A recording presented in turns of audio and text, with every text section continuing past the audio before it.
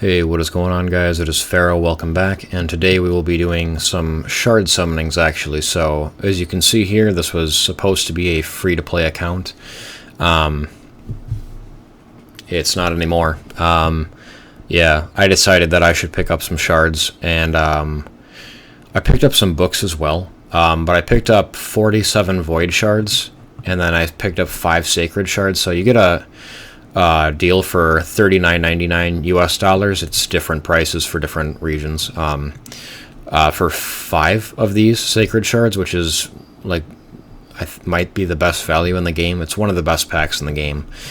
And then these I made sure I got for super cheap. It was less than $2.50. I think it was like $2.18 for each shard. So I think it was $103 for the void packs. Overall. So I made sure I got really inexpensive ones, but it was still, it's a lot of money in Raid. So yeah, unfortunately not free to play anymore, but I mean, Emic Trunkheart he's doing too much to pass up on. I passed up on Nut. Some people are calling him Newt. He's Nut to me. I don't really care. His name is definitely Nut. 0% chance the other dwarves, if this was real life, would be calling him Newt. They'd all be calling him Nut, no doubt. So anyway, we're going to be doing some shard summoning here for the event. I'll go through the tournaments quick and show you guys where I'm at on that front. The Dragon tournament is good to go now. I'm done with that. I just went to 2050 to get the book for me. So for me, it's less points because I'm earlier on in the game. But even for people that are like endgame, I think it was still just like 2750 or something for the book. So for them, it really wasn't even that much more because they're running stage 20 anyway. But yep, got that. Champion training is going pretty well. Of course, I've got today and then 2 days left beyond that. But I'm good. Like, I'm in second place. I'm going to make sure I pick this up probably today. I'll try to get the farming done for this. It seems like it's going pretty quickly. It's pretty nice. Just farming up stuff to get 6 stars eventually. Yeah, still only have 1 6-star in RTAC. It takes a really long time to farm that stuff up, but of course you don't have much energy to work with when you're playing actively, so there is that. But yeah, that should be done today even. Classic Arena Takedown. These are super easy. If you guys aren't doing the fusion, just do this anyway. I mean, you might just get it done on accident, just because you should be farming this stuff. You should just be farming Arena anyway to get your Arena haul done. I don't know if this pack is good value. I might have to pick it up for more energy because I'm very, very low on energy. If you guys want to know if a pack is good value, go to Hell Hades website and go to... on your phone, it's like a drop-down menu, and then on the computer it shows like all of them at once, I think. But it's in the tool section, and it's like pack offer calculator. It's something like that, and then you can put in the amount of energy or shards or silver or gems or whatever is in the pack and the price, and you can see if it's good value or not. I don't know how many different currencies that can translate into, how many different currencies the site runs, but obviously it works for US dollars and British pounds at the very least. I'm sure it works for all of the European currencies that there are, because I know Hell Hades is based out of Great Britain. I'm pretty sure he is, so I'm sure that stuff all works. But yeah, and then the events I'm doing okay in. Dungeon Divers, obviously just a hard event to complete in general. Pretty close to getting the champion fragments here. Very little left. I'll finish that up just farming campaign. So that'll be easy. This was a combination of campaign and champion training together. So, yep. And then the artifact enhancement event just started today, and I've blown all my silver on it. So I'm just about done with that too. I just basically was leveling crap. Any 6 stars I had at plus 12, I pushed up to plus 16 to get points for it. I'll be done with it probably tomorrow, maybe today if I could farm enough silver. But anyway, I do need to pop off here and just sell some equipment to get enough silver.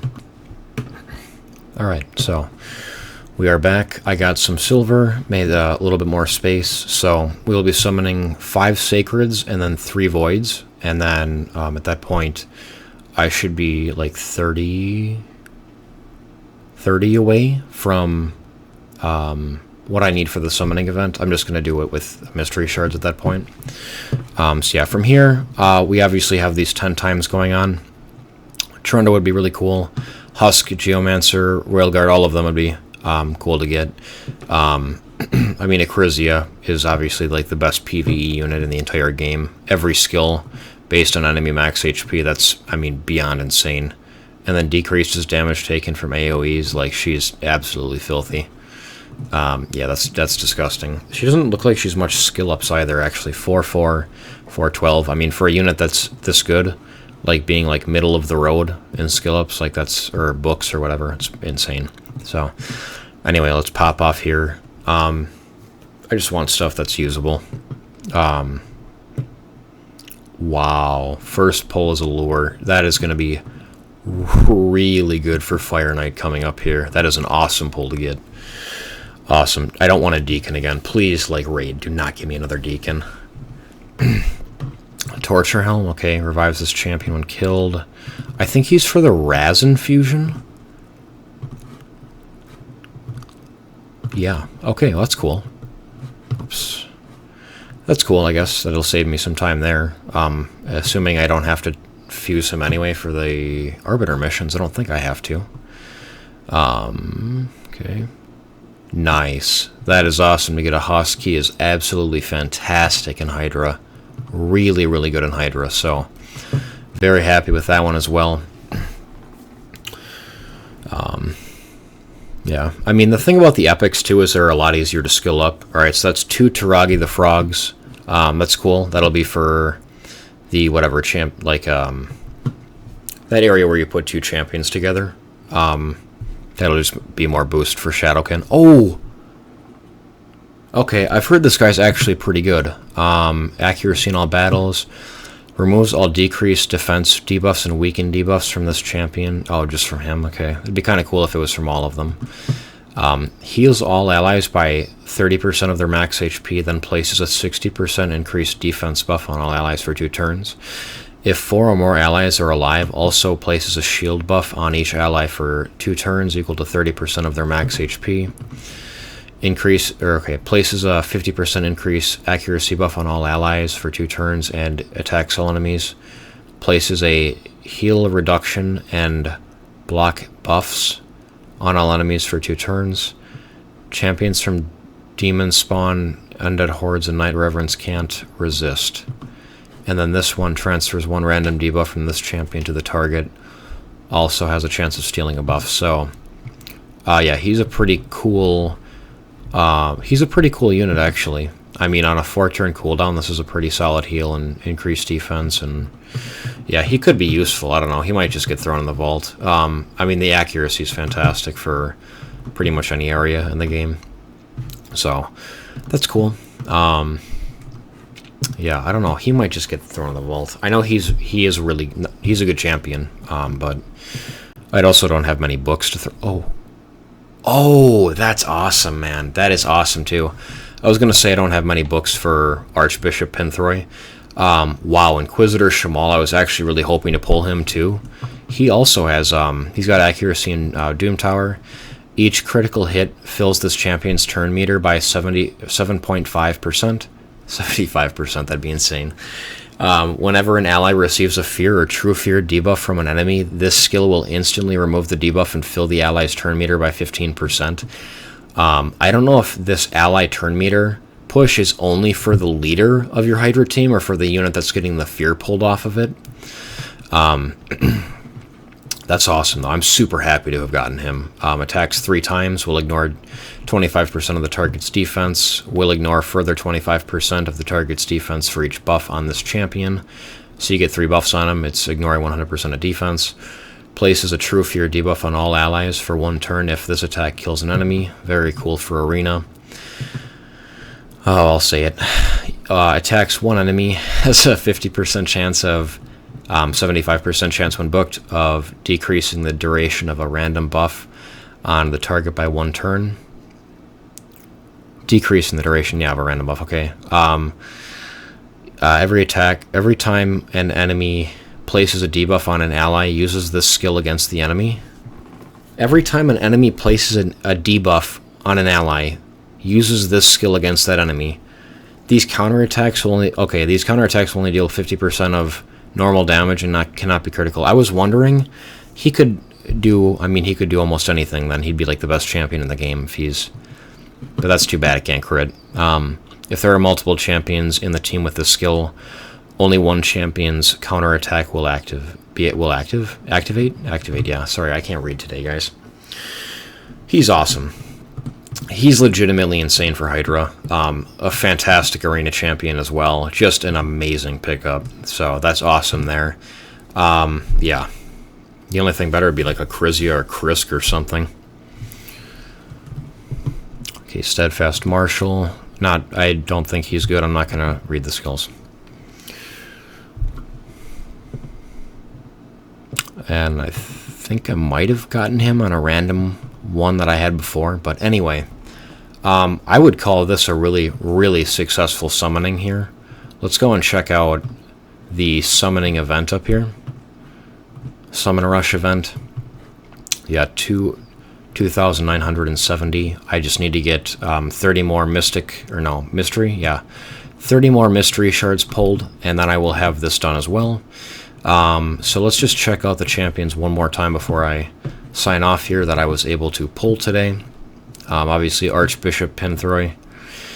He is good. Like, I just don't know that I can use him yet. Increases accuracy. Increases accuracy is an interesting buff.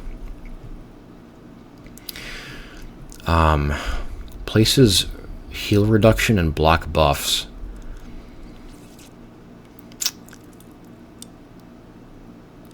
Does this work in Hydra? I'm wondering if this could work for Hydra and he could be a healing champion. Like I could throw him with Rector Drath. Yeah, I could throw him with like Rector Drath. They're both healing. She can revive. He's doing a buff here and some debuffs, and then she's also bringing an attack break. That could be good. Obviously, Husk is for Hydra as well. He can provoke enemies. I think the big thing about Husk, though, is that he can do massive damage with this skill. Enemy max HP on an AoE is pretty cool and can stun. Like, this is amazing for Doom Tower. Absolutely amazing for Doom Tower. It actually goes up to a 60% chance to stun on a 4-turn cooldown. And then this one here, damage increases according to this champion's current HP. So I don't know if that means when he's at max HP, it's a harder hitting. I mean, it's called Retaliate. I would imagine if he's at low HP, this skill absolutely shreds everything. Wow, based on HP, based on enemy max HP, based on attack.